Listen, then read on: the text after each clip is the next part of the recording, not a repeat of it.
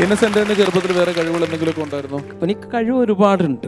ആ, പഠിക്കണേൽ മാത്രമേ കഴിവില്ല. എന്നാലും എനിക്ക് ചില ചോദ്യങ്ങളുടെ ഉത്തരങ്ങൾ അറിയാം. ഡൽഹൌസി പ്രഭുവിന്റെ പരിഷ്കാരങ്ങൾ, വോൾട്ടയർ, മോണ്ടോസ്ക്യൂ, റൂസോ, ഫ്രഞ്ച് വിപ്ലവം ഒക്കെ അറിയാം. അതൊക്കെ എനിക്ക് അതൊക്കെ അറിയാം. വേറെ പടം 50 പ്രാവശ്യം 100 പ്രാവശ്യം ഒക്കെ എഴുതിയതല്ലേ, അങ്ങനെ അറിയാം.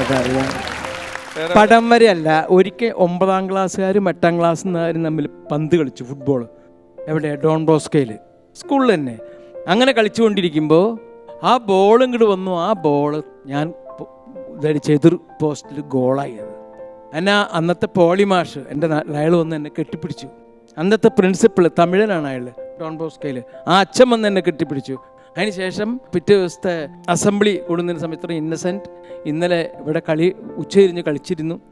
വാസ്തവത്തിൽ ഒരു ഗോളിന് തോൽക്കേണ്ടതായിരുന്നു. പക്ഷേ അയാൾ ആ ഇന്നസെൻ്റ് പഠിക്കാൻ മോശമാണെന്ന് നിങ്ങൾക്കറിയാം. പക്ഷേ അയാൾ ആ ബോൾ എങ്ങനെയാണ് അത് പോസ്റ്റിലേക്ക് ഇതാക്കിയത്.